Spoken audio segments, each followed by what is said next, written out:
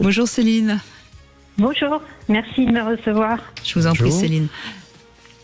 Alors vous voulez poser une question concernant l'incontinence à l'effort. Oui, en fait. Oui, ça c'est intéressant parce que c'est aussi un vrai sujet féminin, ça.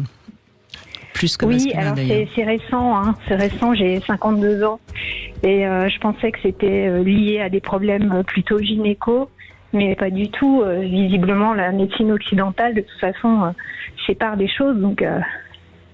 Mais bon, je découvre, je sais pas, j'ai rendez-vous chez un neurologue, voilà, mais au moindre geste que je fais avec le pied, en fait, c'est ressenti jusque dans le périnée. Et oui, c'est plutôt handicapant avec le métier que je fais. Vous avez des fuites urinaires, donc. Avec le pied. C'est-à-dire non, j'ai pas de fuite urinaire, c'est ça qui est très bizarre. C'est que j'ai des envies très pressantes. D'accord, c'est pas tout à fait la même chose, donc. Et très souvent. Mais vous dites avec le pied, vous n'en avez qu'un ? Oui. Non, mais souvent, bon, en fait, moi, je fais des services à domicile, donc je fais un métier très, très physique. Et en fait, je peux plus rien porter, je peux plus rien déplacer. Mais en fait, je suis une vraie tornade blanche, je déplace des choses, c'est inimaginable. Et j'ai jamais de problème de dos, ni nulle part ailleurs. Mais bon, en fait, ça, c'est récent, quoi. C'est récent. Peut-être lever le pied, oui, c'est ça, c'est-à-dire que si vous... Mais oui, mais tout est dit là, si vous voulez. C'est-à-dire que vous avez sans doute soulevé des montagnes, mais qu'il y a un jour, à force... C'est très classique ce que vous exprimez là. C'est tout simplement un problème. Vous savez, au niveau, en bas de la colonne vertébrale, la moelle épinière se répartit à travers tout un tas de ramifications nerveuses qui s'appellent la culotte de la queue de cheval. Pardon. Oh là là, non, merci, j'en ai pas. Non, la queue de cheval. Oui, d'accord. Voilà. Et ces terminaisons nerveuses qui partent dans différentes directions gèrent notamment ce qui est effectivement les ressentis des sphincters au niveau de la vessie, etc. Et donc vous avez très certainement quelque chose au niveau sacro-iliaque, au niveau des lombaires basses. Et à nouveau, là aussi, allez voir quelqu'un qui est capable de travailler correctement une colonne vertébrale, donc un ostéo ou à nouveau un praticien shiatsu, c'est-à-dire quelqu'un qui va être capable de vérifier votre positionnement vertébral, votre positionnement sacro-iliaque, et de faire se libérer ça. Et c'est pour ça que vous avez trouvé une espèce de lien avec la position des pieds, parce que la position des pieds a des conséquences au niveau de la posture, au niveau du bassin. Et vous avez sans doute besoin... effectivement de faire repositionner ça, et sans doute que petit à petit les compressions ou voire même les glissements vertébraux où il y a qui se sont faits à force de déplacer des choses, à force de bouger des gens, à force de les soulever d'un siège, à force d'être dans des positions de travail dans lesquelles vous avez sursollicité effectivement tout cet axe du bassin. Or j'en ai pas l'impression, mais... Pardon ? J'en ai pas l'impression pourtant, parce que je me rends pas compte, je pense. Oui. Faites-le vérifier, vous allez voir. Et puis ensuite, après, eh bien évidemment que tout est résumé dans ce que vous avez dit au préalable. Je pense que vous en avez beaucoup fait et que là, quelque chose vous dit qu'il y a peut-être, en tout cas dans la façon avec laquelle vous faites les choses, il y a peut-être à modérer, c'est-à-dire à lever le pied. Il y a peut-être à en faire un peu moins vite, un peu moins fort, un peu moins haut, un peu moins tout. Et de comprendre que les cimetières sont pleins de personnes irremplaçables. Mais j'ai l'impression que tout va lâcher, vous savez, parce que en fait, mes rapports sexuels, par exemple, ne sont jamais douloureux. Oui. Mais là, j'ai l'impression que je peux à peine marcher.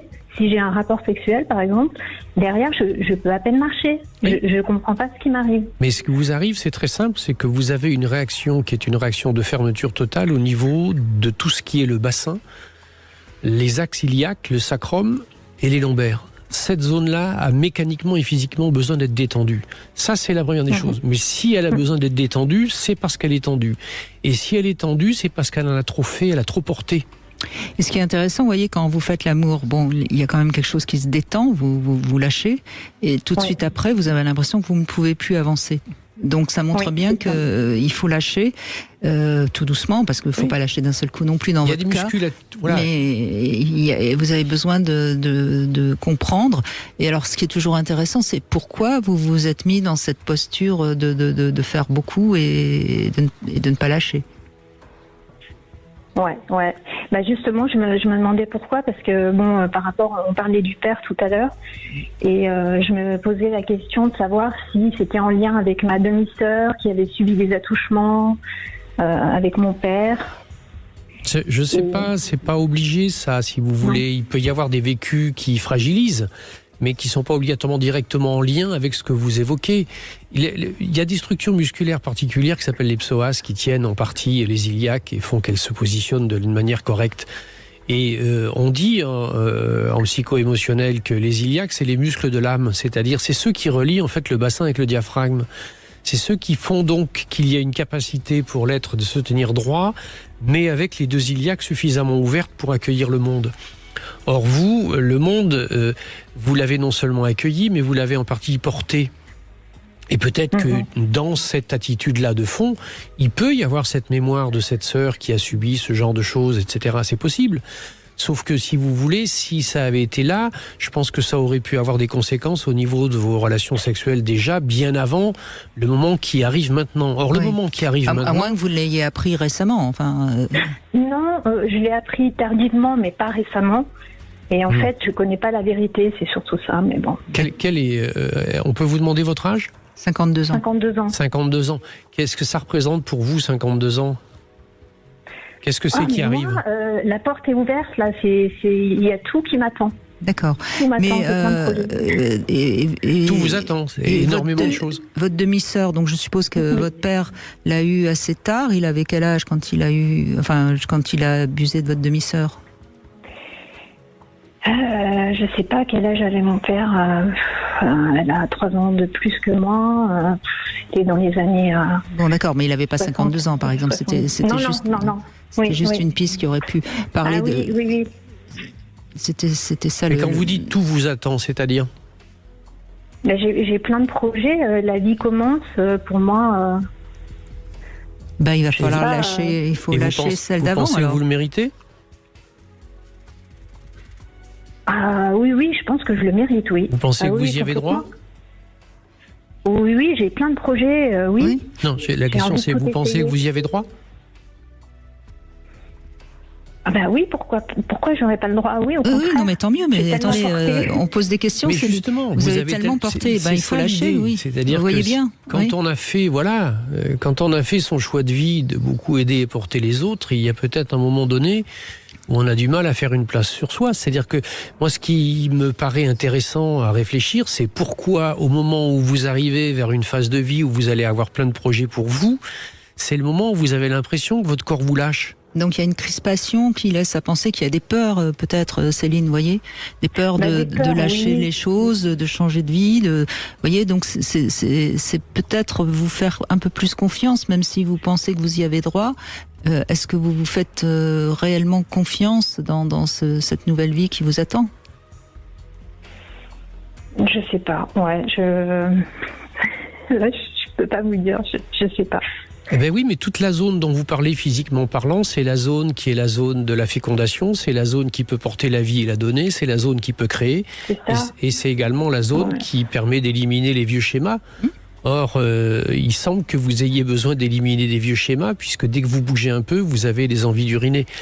Que donc vous ayez vraiment ce besoin-là, mais que pour ça, il va falloir tourner cette page. Vous voyez ce qu'on essaye de vous faire comprendre. C'est pas grave, hein. Il faut, je pense pas que vous soyez.